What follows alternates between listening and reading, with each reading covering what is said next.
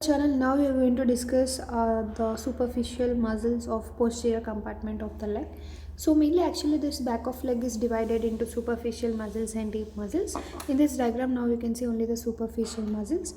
About deep muscles we'll discuss in next video. So the main superficial muscles are, you can remember the mnemonic, that is the GPS, as we used to navigation, that is the GPS, right? So G stands for gastrocnemius muscle.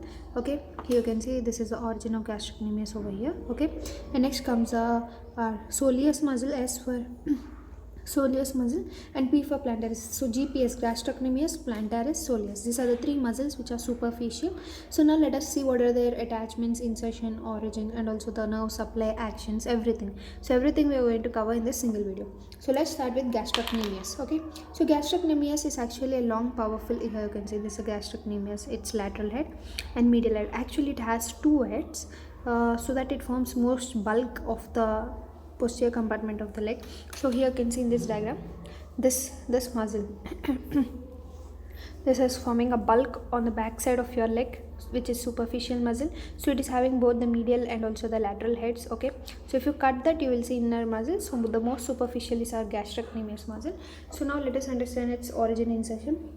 Actually, this gastrocnemius is a large powerful muscle with two heads, medial lateral, lies superficial to the soleus, and two heads are soleus. All together are referred to as gastrosoleus or triceps surae. Actually you can see here this is the gastrocnemius muscle, inside you have soleus muscle. So this gastrocnemius along with the soleus muscle together are called as triceps surae. Okay, so we will now understand the origin. If you come into the origin, if you see the medial head, it is getting its origin from the lateral part, that is broad tendon from its lateral part.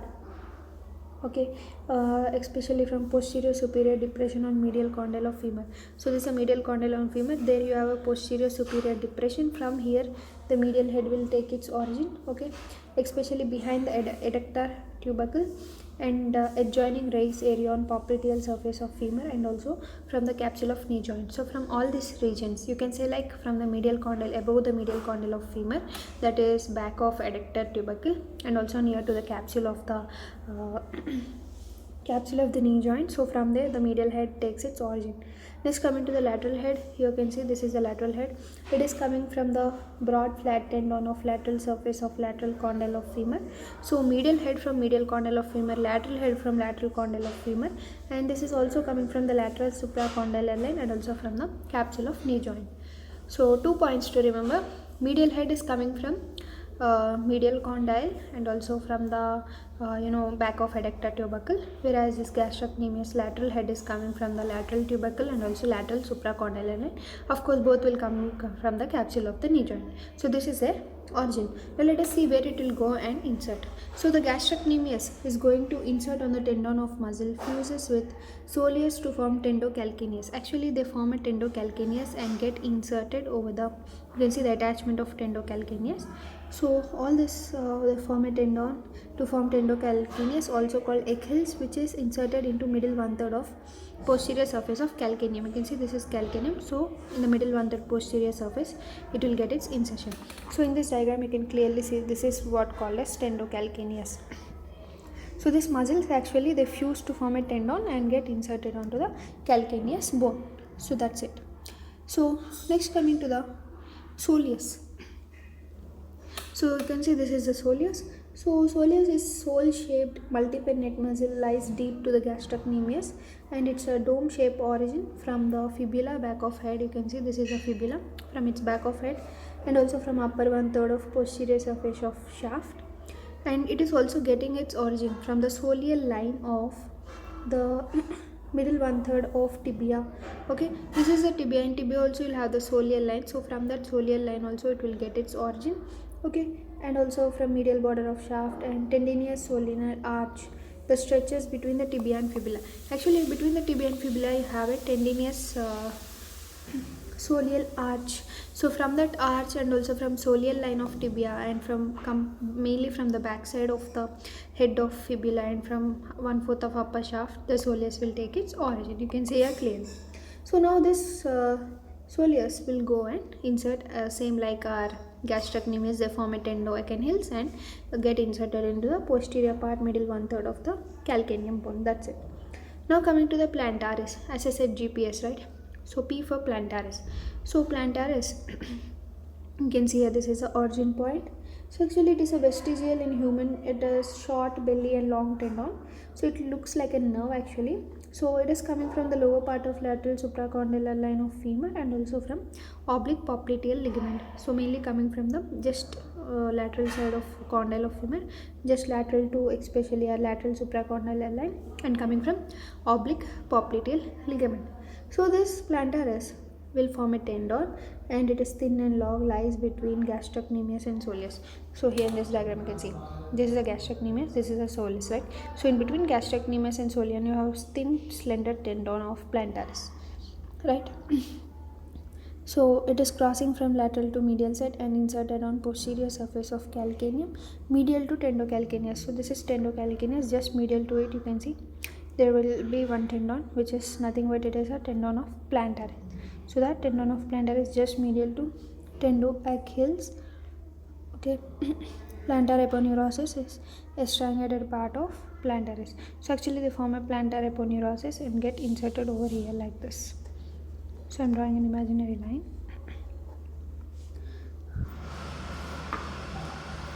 So yeah, exactly here in this diagram you can see this is a plantaris. Okay, just lateral to the tendocalcaneus attachment. So by this we completed the superficial muscles. Now let us understand its nerve supply. So these three muscles, that is the GPS muscles, the nerve supply is by superficial muscles, especially these are supplied by the tibial nerve, that is S1 and S2. Okay, so tibial nerve supply them. So what are the actions? Let us understand one by one. What is the action of first gastrocnemius, medial and lateral head? So gastrocnemius and also soleus both together are stronger plantar flexors of foot.